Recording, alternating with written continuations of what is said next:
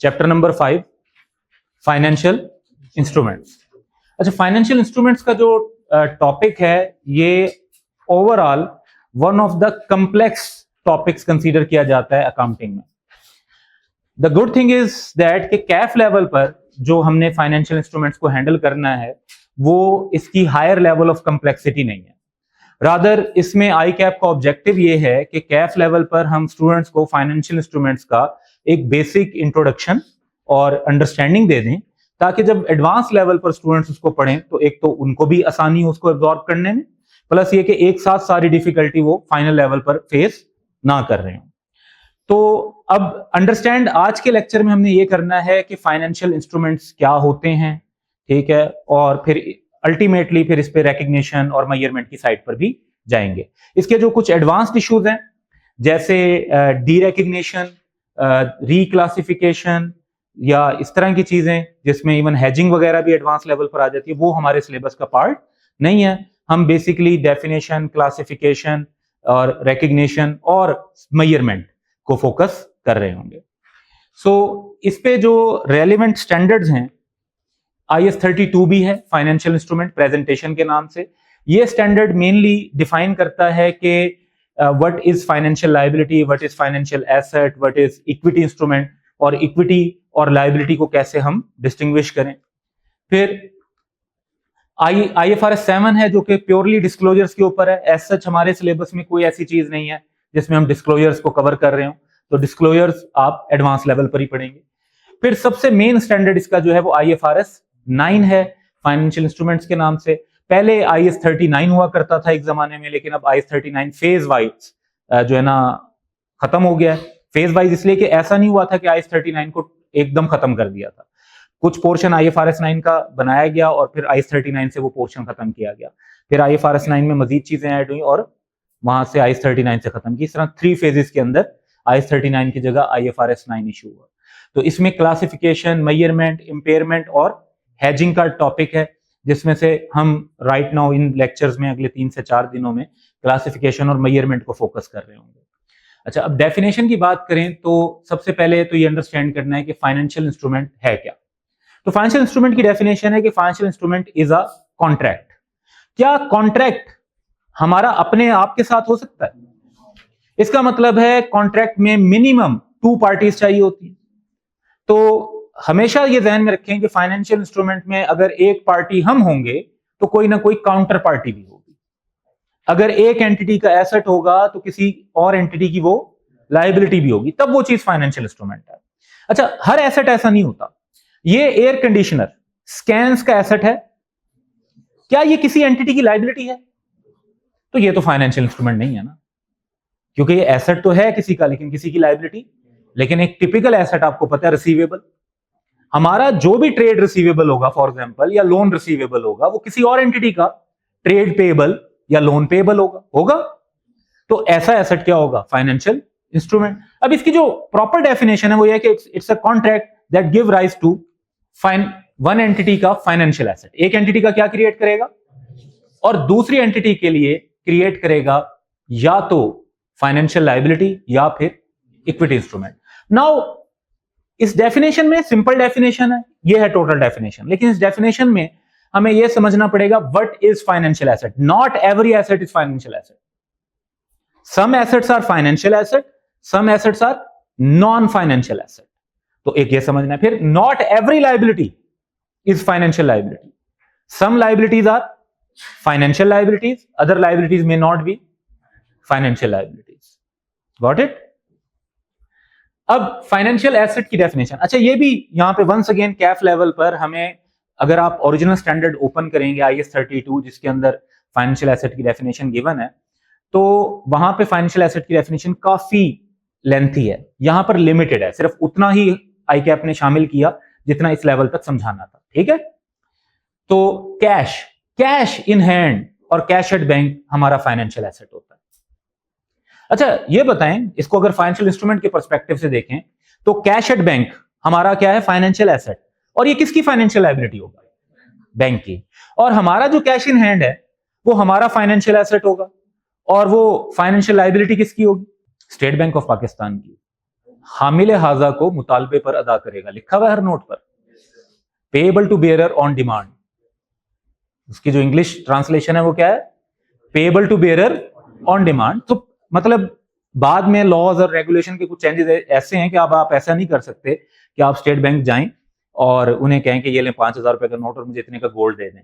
But actually जो note issue हुआ था, जिस कॉन्सेप्ट पे करेंसी नोट जो इशू हुए थे, वो इसी कॉन्टेक्स्ट के साथ हुए थे कि गवर्नमेंट इतनी वैल्यू उसके अगेंस्ट अपने पास रखेगी और in any time you need that value, तो गवर्नमेंट बैक कर रही है। गवर्नमेंट कह रही है कि ये 5,000 जो है, ये 5,000 की इसकी वैल्यू हम रिफ्लेक्ट कर रहे हैं। Got it? तो आपकी एक किस्म की समझ लें गवर्नमेंट या उनका जो सेंट्रल बैंक है या जो स्टेट बैंक है, वो उसमें counter party. An equity instrument of another entity, अगर आप किसी कंपनी के शेयर्स में इन्वेस्ट कर देते हैं, किसी कंपनी का आपने शेयर बाय कर लिया, तो वो इन्वेस्टमेंट भी आपकी क्या है, फाइनेंशियल एसेट। और जो आपका फाइनेंशियल एसेट है वो दूसरी कंपनी जिसका शेयर है उसके लिए क्या है, इक्विटी इंस्ट्रूमेंट। याद रखें, इधर फाइनेंशियल एसेट होगा, इधर और का वर्ड यूज हुआ है, दोनों नहीं, एंड नहीं है। फाइनेंशियल लायबिलिटी भी हो सकती है, इक्विटी। तो हमारा फाइनेंशियल एसेट हो गया वो शेयर, और जिस कंपनी ने वो शेयर इशू किया हुआ था उसके लिए क्या हो गया, उसके लिए इक्विटी इंस्ट्रूमेंट, उसकी लायबिलिटी नहीं है। ऑर्डिनरी शेयर में अगर इन्वेस्टमेंट की हुई है तो हमारा फाइनेंशियल एसेट है, जिस कंपनी ने इशू किया उसकी फाइनेंशियल लायबिलिटी नहीं है, उनके लिए क्या है, equity instrument. A contractual right to receive cash और another financial asset. Contractual right अगर आपका हो कि आपको कैश मिलना है या कोई और फाइनेंशियल एसेट उसके बदले मिलना है, तो ऐसे कॉन्ट्रेक्चुअल राइट को भी हम क्या कहते हैं, फाइनेंशियल एसेट। इसकी सबसे की एग्जांपल है receivable, trade receivable, other receivable, loan receivable, any type of receivable. ठीक है, जिसमें आपका कॉन्ट्रेक्चुअल ये राइट हो कि अब आपको वो पैसे मिलने हैं। और जो आपका रिसीवेबल होगा वो किसी और का क्या होगा। अगर आपने एक बिल्डिंग रेंट पर दी हुई है तो आपके लिए रेंट रिसीवेबल क्या है, फाइनेंशियल एसेट। तो वो जो रेंट रिसीवेबल है वो किसी का, रेंट पेएबल भी तो है, तो आपका फाइनेंशियल एसेट है और उनका क्या है, फाइनेंशियल लायबिलिटी। इसमें ये ध्यान में रखना है, लफ्ज क्या यूज हुआ है, कॉन्ट्रेक्चुअल राइट। कॉन्ट्रेक्चुअल राइट होना चाहिए। फिर एक contractual right to exchange financial instruments under conditions that are potentially favourable. Favourable forward contract अगर आप बैंक के साथ कर लेते हैं। अच्छा, अब फेवरेबल फॉरवर्ड कॉन्ट्रैक्ट की मैं अगर आपको यहां पे एग्जांपल एक दूं, लेट से हमने $1 मिलियन का एक प्लांट ऑर्डर किया हुआ है, लेट से जर्मनी से, या 1 मिलियन यूरो का, चलें 1 मिलियन यूरो कह लेते हैं। तो 1 मिलियन यूरो में अब इशू ये है कि उस कंपनी ने ये कहा कि जी ठीक है, 6 मंथ के बाद आप पेमेंट भिजवाएंगे, तब तक हम प्लांट बना चुके होंगे, हम आपको प्लांट भिजवा देंगे। तो पेमेंट हमने करनी है आज से 6 मंथ के बाद। लेट से हम कहते हैं जी आज जो रेट चल रहा है वो 300 है। अब हमें थोड़ा सा रिस्क है कि भाई रेट ऐसा ना हो कि आज 300 है, कल को तो 300 मिलियन देने पड़ेंगे। 1 मिलियन यूरो का ये मतलब है ना। तो अगर ये रेट बढ़कर 305 हो गया तो हमें तो 5 मिलियन का खामा खा नुकसान हो जाएगा, क्योंकि तब जब हम कन्वर्ट करवाएंगे पाक रुपीस को यूरो में तो वो तो 305 मिलियन के आएंगे। तो हमें 1 मिलियन यूरो पे 5 रुपए के रेट के चेंज होने से 5 मिलियन रुपीस का फर्क पड़ जाएगा। और रेट अगर 310 हो गया तो 10 मिलियन पड़ जाएगा। तो अब हम एक बैंक के पास जाते हैं और बैंक को कहते हैं कि जी हमें आप यूरो प्रोवाइड कर दें, इस डेट पर हमें चाहिए फॉरवर्ड कॉन्ट्रैक्ट, 6 मंथ बाद चाहिए, इस डेट पर चाहिए, 1 मिलियन चाहिए और हमारे साथ कॉन्ट्रैक्ट कर लेंगे। लेन देन कोई नहीं होता अभी, और बैंक आपको कहता है कि जी मैं तो चार्ज करूंगा आपसे 303 का रेट, क्योंकि बैंक को लगता है कि तब तक रेट बहुत ज्यादा भी गया तो 301 302 तक जाएगा, तो बैंक ने आपको 303 का रेट दे दिया ताकि, अच्छा बैंक का पर्सपेक्टिव क्या, बैंक को लग रहा है 303 का रेट दिया है, रेट जाएगा 301 302 तक, 1 मिलियन की हमें क्या हो जाएगी, बचत हो जाएगी, प्रॉफिट हो जाएगा।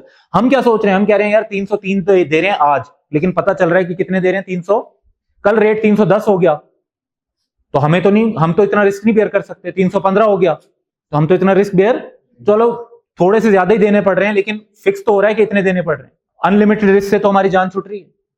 अब ये एक डील हो गई, इसे कहते हैं फॉरवर्ड कॉन्ट्रैक्ट। अच्छा लेट्स से जब हमारा ईयर एंड आया तब मार्केट में रेट बढ़कर हो चुका है 305, रेट बढ़कर कितना हो चुका है। अब ये जो कॉन्ट्रैक्ट है क्या ये हमारे लिए फेवरेबल है या अनफेवरेबल, फेवरेबल है, क्योंकि हम बैंक से 303 के हिसाब से डॉलर ले रहे होंगे, जबकि मार्केट में रेट क्या है 30, तो हमें नुकसान से बचत हो गई, हमारे लिए फेवरेबल है। और एट द सेम टाइम यही कॉन्ट्रैक्ट बैंक के लिए क्या है, अनफेवरेबल है, क्योंकि बैंक को 305 में मार्केट से यूरो खरीदकर आपको 303 के हिसाब से देना पड़ेगा। अच्छा, अब ये contract for the time being हमारे लिए फेवरेबल है और बैंक के लिए क्या है? अच्छा, थोड़े ही अरसे बाद सिनेरियो चेंज भी हो सकता है रेट गिर जाए और अब रेट हो जाए 298। अब बैंक के लिए ये कॉन्ट्रैक्ट अनफेवरेबल से क्या हो गया? क्योंकि बैंक हमें 303 में देगा, हालांकि बैंक को मार्केट से कितने का मिल रहा होगा? 298 का। और हमारे लिए क्या हो गया? अनफेवरेबल। वो चीज जो मार्केट से 298 की मिल सकती थी, हम अपने फॉरवर्ड कॉन्ट्रैक्ट की वजह से बैंक से मजबूरन कितने की ले रहे होंगे? 303 की। तो फॉरवर्ड कॉन्ट्रैक्ट्स जो हैं वो इस तरह के हो सकते हैं कि वो at certain point of time पर फेवरेबल हो या अनफेवरेबल हो। जिस पार्टी के लिए फेवरेबल होंगे उसका क्या होगा? Financial asset. और जिस पार्टी के लिए अनफेवरेबल होंगे उसके लिए क्या होगा? Financial liability. तो हम यहां पर ये देख रहे हैं कि ये 4 डेफिनेशन है। क्या है? अच्छा, ये ऑल ऑफ द कंडीशन वाली बात नहीं है। इन 4 में से कोई एक भी पॉइंट मीट हो जाएगा, एक भी क्राइटेरिया मीट हो जाएगा तो वो एसेट क्या है? Financial asset. अब कंपैरिजन में अगर देखें तो फाइनेंशियल लायबिलिटी क्या है? Financial liability is any liability that is contractual obligation to deliver cash और अनदर फाइनेंशियल एसेट। अगर आप ये थर्ड पॉइंट देखें तो क्या ये वाला पॉइंट एग्जैक्टली इसका अपोजिट है? ये थर्ड पॉइंट कह रहा है कि जी contractual right to receive cash हो, और ये क्या कह रहा है? Contractual obligation to deliver cash हो। एग्जैक्ट उसका अपोजिट। जो यहां फाइनेंशियल एसेट है वो यहां पर क्या है? फॉर एग्जाम्पल बैंक का लोन लिया हुआ है या कोई वैसे किसी को लोन वापस करना है। Contractual obligation to exchange financial instrument under condition that are potentially unfavourable. ये देखें, यहां था फेवरेबल फॉरवर्ड कॉन्ट्रैक्ट, यहां पर क्या है? तो वही कॉन्ट्रैक्ट जिस एंटिटी के लिए फेवरेबल है उसका फाइनेंशियल एसेट, जिसके लिए अनफेवरेबल है उसकी फाइनेंशियल लायबिलिटी। और इक्विटी इंस्ट्रूमेंट, इक्विटी की डेफिनेशन याद है आपको? क्या है? Residual interest in the assets of an entity after deducting all of its assets में से लायबिलिटीज निकालते हैं तो जो बचता है इक्विटी। और जो इंस्ट्रूमेंट आपको इस अमाउंट के लिए इंटाइटल्ड करे, जो प्रूफ हो आपका, वो इंस्ट्रूमेंट क्या है? Equity instrument. आप कहते हैं कि जी एक कंपनी के एसेट में से सारी लायबिलिटीज निकाल दें, जो बाकी बचेगा वो मुझे मिलेगा। तो मैं अगर आपको कहूं आपके पास इसका क्या प्रूफ है, तो आप यही शो करेंगे ना कि मेरे पास शेयर्स हैं। तो शेयर्स क्या है? Equity instrument.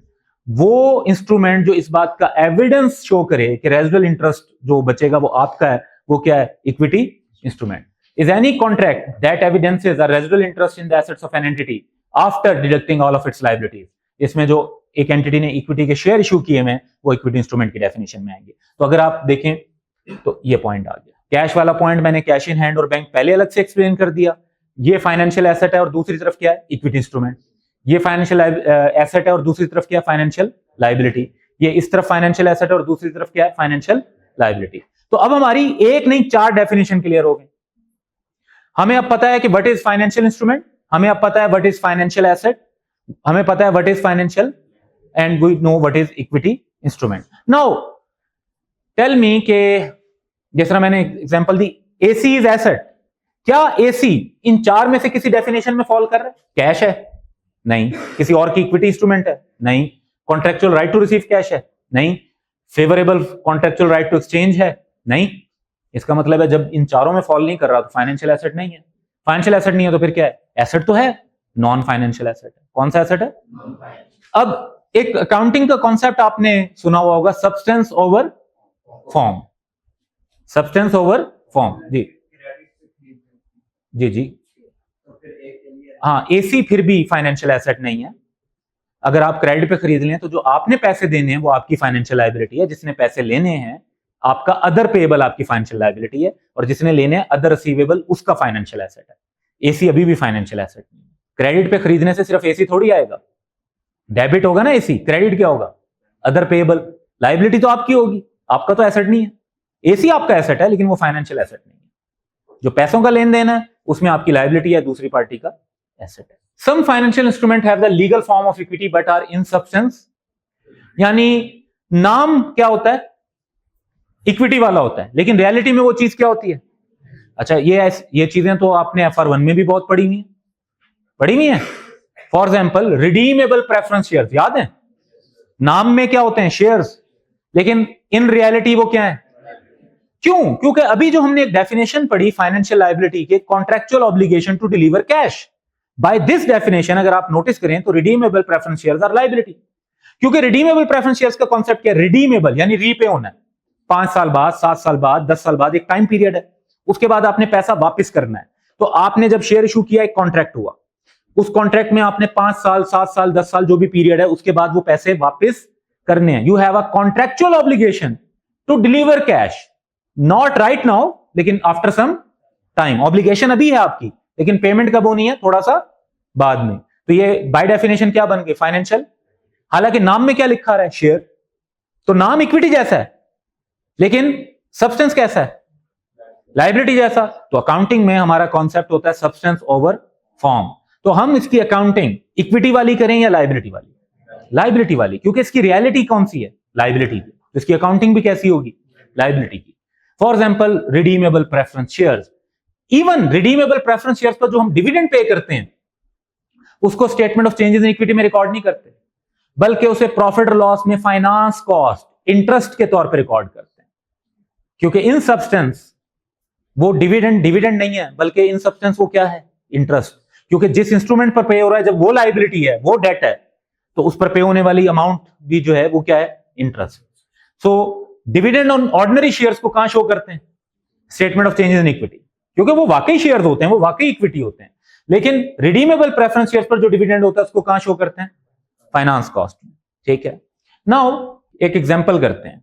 कुछ आइटम मैं आपके सामने लिखूंगा, आपने अपनी अंडरस्टैंडिंग से बताना है कि क्या करें। ट्रेड पेएबल, क्या ये, पहली बात तो ये बताएं कि ये एसेट है, लायबिलिटी है, इक्विटी है, क्या है, लायबिलिटी। फाइनेंशियल और नॉन फाइनेंशियल। फाइनेंशियल कौन सी डेफिनेशन में आएगी, contractual obligation to deliver cash, contractual obligation to deliver, तो ये एक financial liability. Investment in loan notes of another entity, किसी और कंपनी के डिबेंचर्स, बॉन्ड्स, लोन नोट्स हमने परचेज कर लिए, इन्वेस्टमेंट कर दिया उसमें, एसेट है या लायबिलिटी, एसेट है। कौन सा, फाइनेंशियल, नॉन फाइनेंशियल, फाइनेंशियल। क्योंकि लोन नोट्स में इन्वेस्ट किया है, कभी ना कभी तो वो प्रिंसिपल अमाउंट वापस मिलनी है आपको। You have a contractual right to receive cash, contractual right to, तो ये क्या बन गया, financial asset. Next, bank loan obtained, हमने एक बैंक लोन लिया है, तो ये हमारा एसेट होगा कि लायबिलिटी, लायबिलिटी। फाइनेंशियल और नॉन फाइनेंशियल, फाइनेंशियल कौन सी definition, contractual obligation to deliver, loan लिया है वापस भी तो करना है, तो we have contractual obligation to deliver cash, financial liability, correct. Ordinary shares issued, हमारी कंपनी ने शेयर इशू किए हैं, ये हमारा एसेट है, लायबिलिटी है, इक्विटी है, क्या है, इक्विटी। तो ऑब्वियसली ये तो बड़ा क्लियर हो गया, क्योंकि इसमें तो इक्विटी का मतलब इक्विटी इंस्ट्रूमेंट ही होगा। इरिडीमेबल प्रेफरेंस शेयर्स इशूड, हमने इशू किए हैं शेयर्स, इरिडीमेबल है, इक्विटी। इरिडीमेबल में आपकी contractual obligation to deliver cash नहीं है प्रिंसिपल अमाउंट की, सो ये इक्विटी है।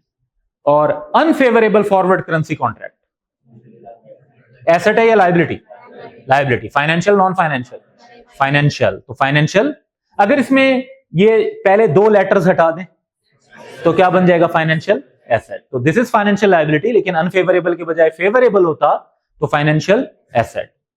ओके, नेक्स्ट देखते हैं, redeemable preference shares issued, liability है, ओके, अभी सब्सटेंस वाइज भी पढ़ा। इन्वेस्टमेंट इन रिडीमेबल प्रेफरेंस शेयर्स, एसेट है, फाइनेंशियल, नॉन फाइनेंशियल। असल में इसमें और इसमें कोई फर्क नहीं है, क्योंकि अभी हमने कहा कि रिडीमेबल प्रेफरेंस शेयर्स तो वैसे ही है जैसे लायबिलिटी और लोन होता है। तो जैसे investment in loan note financial asset है, ऐसे इन्वेस्टमेंट इन रिडीमेबल प्रेफरेंस शेयर भी क्या है, फाइनेंशियल एसेट है। प्रीपेड रेंट एसेट है, बिल्कुल, फाइनेंशियल, नॉन फाइनेंशियल, हाँ इस पे थोड़ा सा डाउट हुआ है अब, तो फाइनेंशियल या नॉन फाइनेंशियल, नॉन फाइनेंशियल। अच्छा, ज्यादा परेशान नहीं होना, और बजाय इसके कि आप एक रैंडम गैस करें, आप हमेशा सीक्वेंस में गैस करें। क्या ये कैश है, नो। क्या ये इन्वेस्टमेंट इन इक्विटी इंस्ट्रूमेंट है, क्या इसमें contractual right to receive cash है, नो। आपने रेंट दिया हुआ है, आपको पैसे नहीं मिलने, आपको जगह मिलनी है रहने के लिए, कैश नहीं मिलना। You don't have a contractual right to receive cash. तीसरी डेफिनेशन भी पूरी नहीं हो रही, ये कॉन्ट्रैक्ट टू एक्सचेंज फेवरेबल वाला सिनेरियो है, तो चारों डेफिनेशन फाइनेंशियल एसेट की अप्लाई नहीं हो रही, मतलब फाइनेंशियल एसेट नहीं है, तो फिर क्या है, non financial asset. Current tax payable, asset और लायबिलिटी। ये करंट टैक्स पेएबल से वही मुराद है जो आप टैक्स के पेपर में कैलकुलेट करते हैं कि इतना टैक्स एफबीआर को जमा करवाना है, ठीक है। तो ये आपने कहा जी क्या है, लायबिलिटी, फाइनेंशियल और non financial. Non financial why? इसमें कैश देना है ना, you have obligation to deliver cash, लेकिन स्टिल नॉट फाइनेंशियल, क्योंकि टैक्स की ऑब्लिगेशन कॉन्ट्रैक्चुअल नहीं होती, स्टैट्यूटरी होती है। टैक्स हम इसलिए नहीं पे करते कि हमने कॉन्ट्रैक्ट किया होता है, टैक्स हम इसलिए पे कर रहे होते हैं कि हम उस कंट्री में पैदा हो गए होते हैं ठीक है, तो फिर इनकम अर्न करते हैं तो वो देना पड़ता है, लॉ का रूल होता है। यानी अगर आप कहें कि जी आप टैक्स पे करें क्योंकि बेस्ड ऑन योर कॉन्ट्रैक्ट, मैं तो ऐसा कॉन्ट्रैक्ट ही नहीं करूंगा जिसमें मुझे टैक्स पे करना पड़े, लेकिन लॉ है तो आपको देना पड़ता है, उसका जो लॉ के रूल्स है उनको फॉलो करना होता है। तो ये ऑब्लिगेशन स्टैट्यूटरी है, कॉन्ट्रैक्चुअल, और इसलिए हम जो करंट टैक्स पेबल है इस पर IAS 12 अप्लाई करते हैं, जो हम अभी IFRS 9 पढ़ रहे हैं ये अप्लाई नहीं करते, क्योंकि कॉन्ट्रैक्चुअल ऑब्लिगेशन नहीं होती, कौन सी होती है? Statutory obligation, law legal obligation. Inventory asset है, financial non financial? Non financial, it's not cash, it's not investment in equity instrument, it's not contractual right to receive cash, क्योंकि जब तक सेल नहीं हुई कॉन्ट्रैक्चुअल राइट नहीं हुआ। जब cell हो जाएगी तो वो चीज इन्वेंट्री नहीं रहेगी, वो तो रिसीवेबल बन जाएगा ना, लेकिन जब तक सेल नहीं हुई आपका कोई कॉन्ट्रैक्चुअल राइट टू कैश नहीं है। और फोर्थ की वो फेवरेबल अनफेवरेबल एक्सचेंज सिनेरियो भी नहीं है, तो ये भी क्या है? Non financial asset. So it means कि अभी तक हमने टोटल 4 डेफिनेशन पढ़ी, सब्सटेंस के बारे में पॉइंट को डिस्कस किया, और बेस्ड ऑन दैट हमने एक एग्जांपल भी सॉल्व की जिससे हमें थोड़ा आइडिया हुआ कि हमारी जो अंडरस्टैंडिंग है इस टॉपिक पे प्रॉपर डायरेक्शन में चल रही है। रिकग्निशन ऑफ फाइनेंशियल इंस्ट्रूमेंट, एक फाइनेंशियल इंस्ट्रूमेंट को कब रिकग्नाइज करना चाहिए? A financial instrument can be financial asset, it can be financial liability, और it may be equity instrument, but point is that कि कब इसको रिकग्नाइज करें। और इसका रूल ये है कि इसको फाइनेंशियल एसेट या लायबिलिटी में तब रिकग्नाइज करेंगे when and only entity becomes party to the contractual provisions of the instrument. जिस दिन आपका कॉन्ट्रैक्चुअल ऑब्लिगेशन या कॉन्ट्रैक्चुअल राइट अराइज हो जाए उस दिन आप इसको रिकग्नाइज करेंगे। आपने अगर सिर्फ अभी सोचा है ना कि मैं ये गुड सेल कर दूंगा, तो वो इन्वेंट्री है, वो रिसीवेबल नहीं है, वो आपका फाइनेंशियल एसेट। इन्वेंट्री ही हालांकि रिसीवेबल बनेगी ना। आप कहते हैं ये मेरे पास इन्वेंट्री है 10 लाख की और ये मैं बेच दूंगा 12 लाख की, बेच दूंगा, अभी आपका कॉन्ट्रैक्ट हुआ, आप अभी पार्टी टू द कॉन्ट्रैक्ट हैं, तो क्या आप रिसीवेबल रिकॉर्ड करोगे?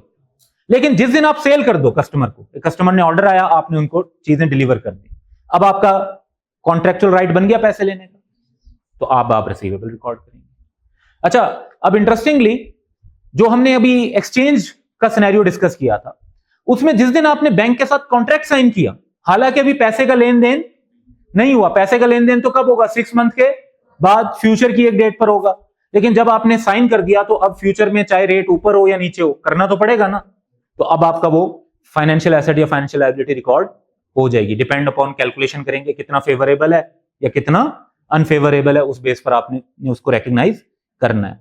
ठीक है, इसी तरह अगर आप ये सोचें कि मैं नेक्स्ट वीक बैंक से लोन लूंगा, सिर्फ ये सोचा है, प्लान किया, या चलें फॉर्म भी फिल कर दिया या सबमिट भी करवा दिया, लेकिन अभी तक लोन लिया नहीं है बैंक से, बैंक ने भी लोन प्रोसेस ही नहीं किया, या प्रोसेस कर भी दिया तो आपको कोई पैसे दिए नहीं है, क्या आपकी कोई ऑब्लिगेशन है, कोई कॉन्ट्रैक्चुअल राइट, कोई कॉन्ट्रैक्चुअल ऑब्लिगेशन अभी नहीं अराइज हुई?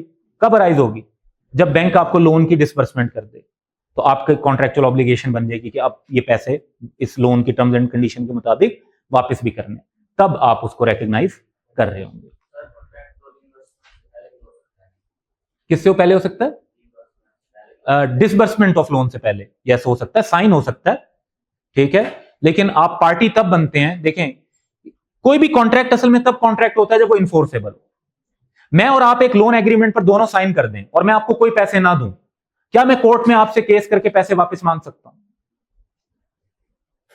नहीं, इन्फोर्सेबल है, नहीं है, इन्फोर्सेबल नहीं है तो कॉन्ट्रैक्ट नहीं। कॉन्ट्रैक्ट क्या होता है? An agreement enforceable by law. Contract में से इन्फोर्सेबिलिटी माइनस कर दें, वो कॉन्ट्रैक्ट नहीं है। इसलिए मैं स्पेसिफिक जो टर्म आपके साथ डिस्कस कर रहा हूं, ये नहीं कर रहा कि सिग्नेचर की डेट नहीं कह रहा। What I am talking about, जिस दिन आपका कॉन्ट्रैक्चुअल राइट या कॉन्ट्रैक्चुअल ऑब्लिगेशन राइज हो, तब बनते हैं आप पार्टी टू द कॉन्ट्रैक्ट। सिर्फ कॉन्ट्रैक्ट में आपका नाम लिखे होने से आप पार्टी टू द कॉन्ट्रैक्ट नहीं बनते, क्योंकि सिर्फ समटाइम सिग्नेचर हो जाते हैं लेकिन इन्फोर्सेबल नहीं होता। इन्फोर्सेबल नहीं है तो वो बाय डेफिनेशन कॉन्ट्रैक्ट नहीं है। ठीक है, जिस दिन आपका enforceable contractual right, enforceable contractual obligation rise हो जाए तब आप उसको रिकॉग्नाइज कर सकते हैं। अब अकाउंटिंग का एक एरिया है क्लासिफिकेशन। क्या?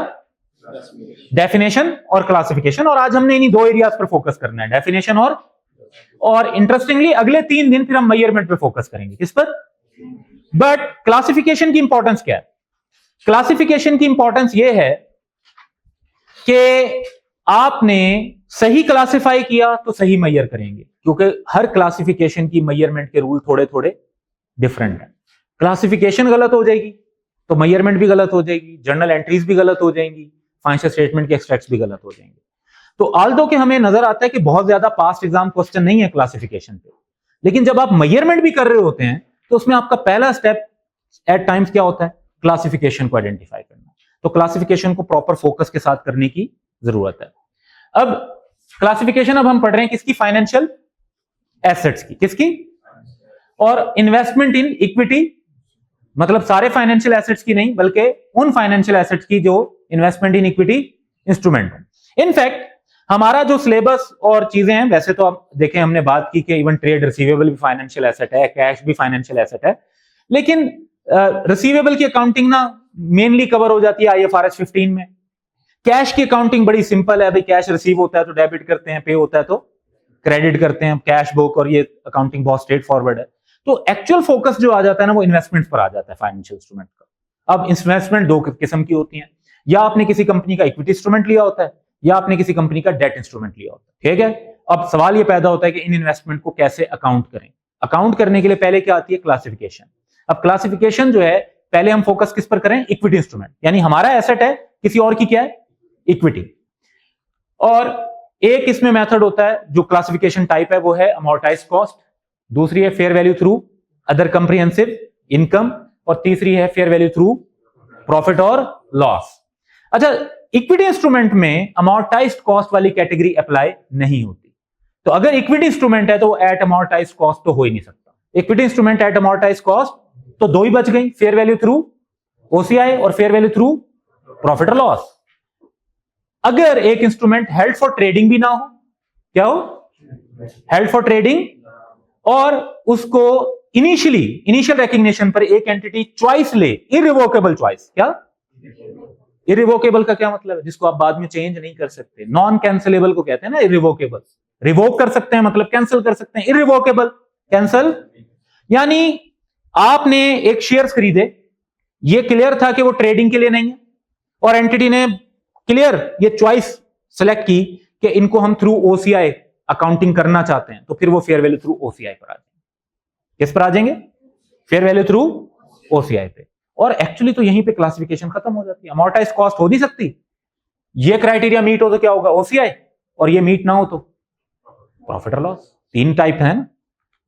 तो default residual category, default residual category का मतलब क्या? भाई जो बाकी में नहीं आएगा वो किस में आएगा? इसमें आएगा। अब अमोर्टाइज्ड कॉस्ट हो नहीं सकता। अच्छा, अब मैं 2 एग्जांपल देता हूं आपको। आपने एक शेयर में इन्वेस्टमेंट किया है और मकसद है ट्रेडिंग करना। मकसद क्या है? क्या अमोर्टाइज्ड कॉस्ट की क्लासिफिकेशन हो सकती है? क्या थ्रू OCI वाली क्लासिफिकेशन हो सकती है? नो। तो फिर कौन सी होगी? थ्रू प्रॉफिट और लॉस। ठीक है। अच्छा, एक और एग्जांपल लेते हैं। शेयर्स में इन्वेस्टमेंट की है, ट्रेडिंग मकसद नहीं है, और एंटिटी ने irrevocable choice for fair value through OCI को भी पिक नहीं किया। क्या अमोर्टाइज्ड कॉस्ट कर सकते हैं?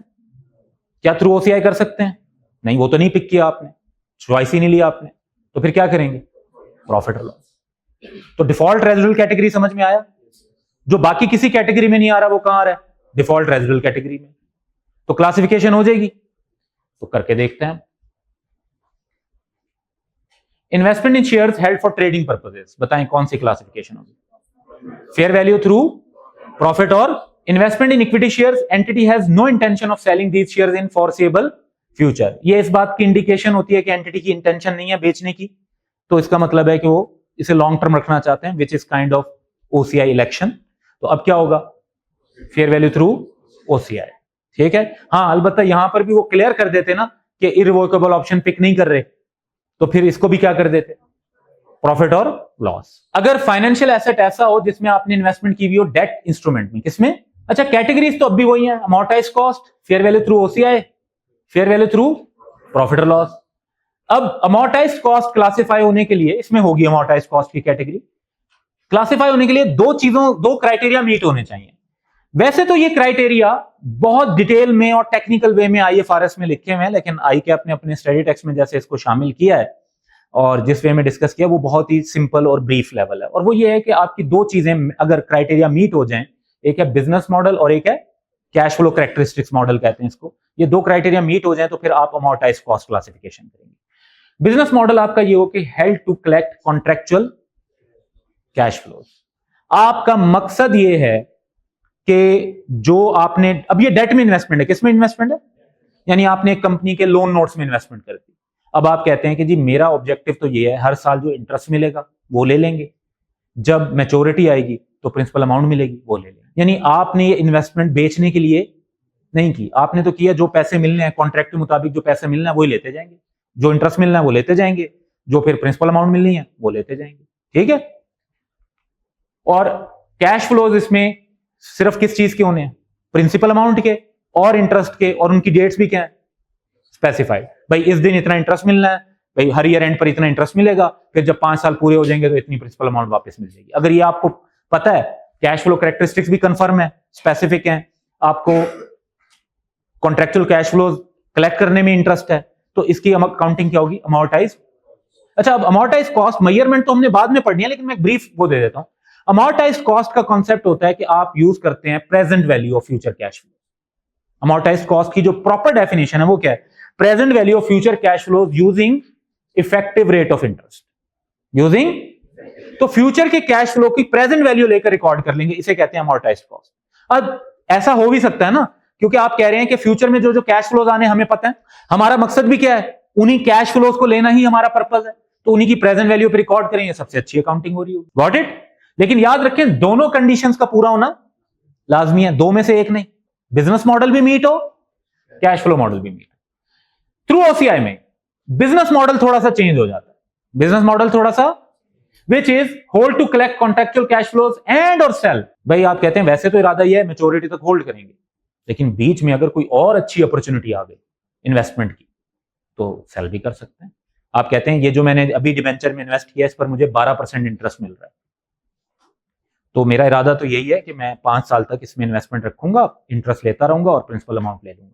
लेकिन अगर इन 5 सालों में किसी टाइम पर मार्केट में ऐसे इंस्ट्रूमेंट लॉन्च हुए जिनका रिस्क लेवल सेम हुआ और उन पे 12 के बजाय 15% इंटरेस्ट मिल रहा हुआ, 17% मिल रहा हुआ, तो मैं यहां इससे की इन्वेस्टमेंट बेच के उधर इन्वेस्ट कर दूंगा, क्योंकि मेरे लिए वो बेनिफिशियल होगा इन्वेस्टमेंट करना, ठीक है। यानी इरादा तो मैच्योरिटी तक होल्ड करने का, लेकिन सेल करने का चांस भी है, लेकिन सेल करने का चांस भी जो है वो देखें, अगर नोटिस करें तो अभी भी लॉन्ग टर्म है। भाई आप एक तरह की इन्वेस्टमेंट में से अगर पैसे निकालोगे तो उसी जैसी दूसरी इन्वेस्टमेंट में पैसे डाल रहे, लेकिन यानी आपकी इन्वेस्टमेंट खत्म नहीं होगी, इन्वेस्टमेंट आपकी मैच्योरिटी तक ही चलेगी, बस इससे जरा सी डिफरेंट में हो जाएगी। अगर थोड़ा सा बेनिफिशियल होगा तो इस वाले लोन नोट से पैसा निकालेंगे, किसी और लोन नोट में डाल देंगे। तो इसमें स्टैंडर्ड ने कहा कि कौन सी अकाउंटिंग यूज कर लें, फेयर वैल्यू थ्रू ओसीआई, और सेकंड क्राइटेरिया इसका वही सेम है कि प्रिंसिपल और इंटरेस्ट अमाउंट आपकी क्लियर है। तो इसकी अकाउंटिंग जो होती है आगे जाके जब हम मेजरमेंट पढ़ेंगे वो डेट और इक्विटी का थोड़ा मिक्स सी होती है, थोड़ा सा फेयर वैल्यू की एडजस्टमेंट भी होती है, इंटरेस्ट वाली कैलकुलेशन भी होती है, इस तरीके से चलते हैं। और अब एक कैटेगरी बच गई, फेयर वैल्यू थ्रू। अब by definition this is default residual category.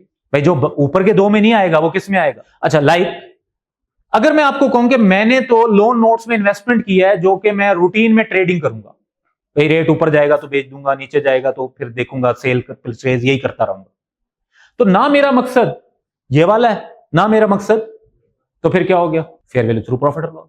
या मैं कहता हूं कि जी मैंने जो इन्वेस्टमेंट किया उसमें मकसद तो इन दो में से कोई एक है, लेकिन कैश फ्लोज में प्रिंसिपल भी है, इंटरेस्ट भी है, कोई और तरह की अमाउंट्स भी हैं। हालांकि यहां शर्त है कि सिर्फ क्या हो, सोनली प्रिंसिपल और इंटरेस्ट, कोई और अगर फ्लक्चुएटिंग अमाउंट हो तो फिर ये क्राइटेरिया मीट नहीं होगा, तो फिर क्या करना पड़ेगा, फेयर वैल्यू थ्रू प्रॉफिट और लॉस। अच्छा, इवन यहां पर एक बात लिखी हुई है, allowed even if conditions for other classifications are met, if doing so eliminates accounting.